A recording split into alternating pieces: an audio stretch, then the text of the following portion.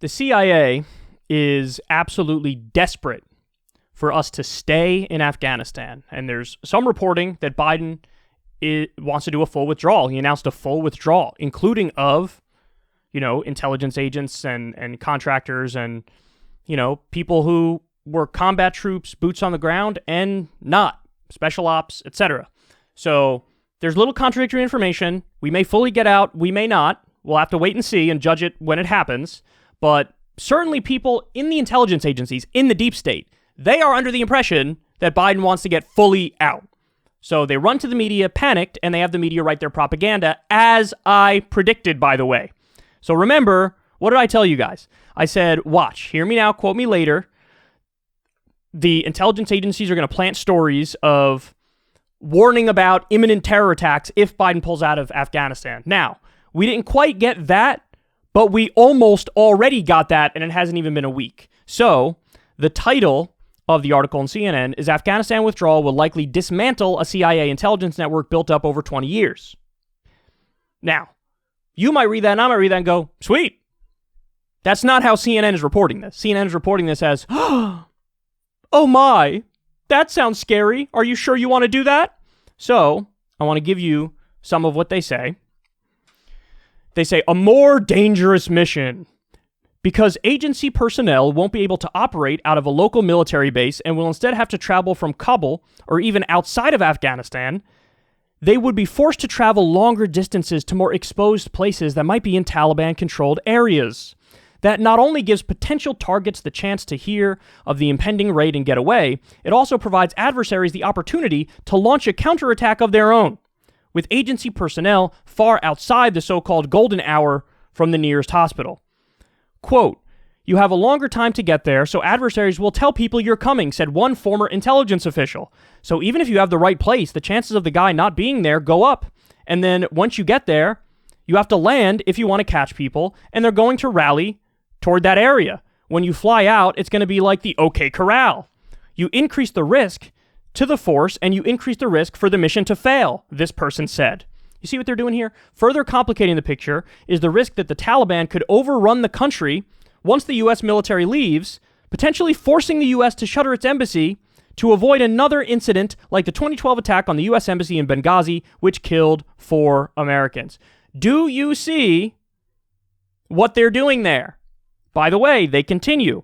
A full U.S. and NATO withdrawal speeds the eventual collapse of the Afghan government and the unviability of the U.S. embassy in Kabul, which then leads us to a pre-9/11 collection posture where we have nothing in the country, said Mark Polymeropoulos, a former CIA operations officer. And then they conclude with this. They effectively say, hey, if another 9/11 happens, and it looks like it's gonna if you pull out of Afghanistan, quote, Biden has agreed to take on that risk. Here we go, just like I told you. Right on time. That train's never late. I told you this is what they were going to do. That's exactly what they're doing. First of all, why is CNN uncritically reporting what current CIA operatives and former CIA operatives are saying? You're supposed to hold the powerful accountable. You're supposed to fact check. You're supposed to do investigative journalism and reporting. Instead, they take what a former special operations person says, and they run it uncritically as if it's gospel, as if it's true. What are you doing? What are you doing? This is exactly how we ended up getting into Iraq in the first place. Just run whatever the intelligence agencies are saying. Oh, they're saying that Saddam is a direct threat to us, and he has weapons of mass destruction, and he's probably going to launch against us. Okay, I guess we'll run that. So the media was a puppet to the powerful. The media was a puppet to the military-industrial complex. So now we have Biden at least nominally saying the right thing, saying we're going to fully get out. I even want the special ops people out. I even want the intelligence agency out. We got to fully get out. How long do you want to stay there? Forever? This is what he said. And the media lines up immediately behind the deep state and the military-industrial complex. And this is a scoop. They reached out. So the former and current CIA operatives reached out to the media and had them run a hair-on-fire piece fear-mongering about pulling out of Afghanistan. I told you. Now, listen, I'm going to go a step further. Because my original prediction, even though it's already basically come true, or at least half true, I think my original prediction will come fully true. So in other words, in the time between now and September 11th, or on September 11th, roughly in that area, right? You're going to have the media. They're going to have an anonymous official in the intelligence agencies is going to say, we have high confidence that there will be a terror attack if we pull out of Afghanistan. High confidence. Now, it might be implied it's in the U.S. or it might be implied it's going to be in Afghanistan. Whatever it is, they're going to say we have high confidence that there's going to be a terror attack if we pull out, so we should stay. And the media is going to uncritically report that and run the war propaganda. And they're therefore pressuring Biden from the right, pressuring Biden from a neocon perspective. And then it's going to be on old Uncle Joe with half his brain functioning to have the spine and the backbone and the courage to say, fuck off. I don't believe you. I don't think it's true, and I'm not going to do that.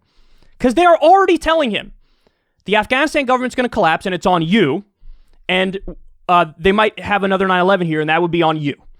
They're already blaming him for stuff that didn't happen. There's no evidence it's going to happen, but even if it does happen, that wouldn't be the fault of this. If another 9/11 happens, maybe it has more to do with the fact that we funded and armed Al-Qaeda in Syria and funded and armed Al-Qaeda in Yemen and gave money and weapons to Saudi Arabia, who spreads radical Islam around the world. That would have more to do with it. But no, they'd blame this. And if the Afghanistan government collapses, blaming pulling out of Afghanistan, why don't you blame us ever going into Afghanistan in the first place? The Taliban controls more of Afghanistan today than they did when we invaded. That's the definition of failure. What we did didn't work. But the military-industrial complex and the deep state wants endless war. War is very profitable for certain corporations, certain companies, certain executives, certain billionaires. War is very, very profitable.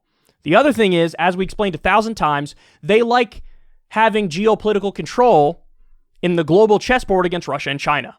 So they want control of these regions, which they consider vital. They also want access to the trillions of dollars in mineral wealth in Afghanistan, the opium in Afghanistan, the oil in Iraq. That's more of what this has to do with. And so they're just using the media to do war propaganda as their puppets. That's what they're doing. You'd think the media would have learned at this late date, hey, you got to question the intelligence officials. Don't just uncritically report what they say. But the media doesn't. They uncritically report what they say. And this is a rare area where Biden is actually nominally saying the right things, and they turn on Biden. When Biden says the wrong things, they're there to defend him all day long. He's here to say the right things now, and so they're turning on him and going with the intelligence officers who want endless war. I told you it was going to happen. It's already happening, and they're going to ramp it up. And Biden needs to hold strong. I hope he does, but obviously I have my doubts.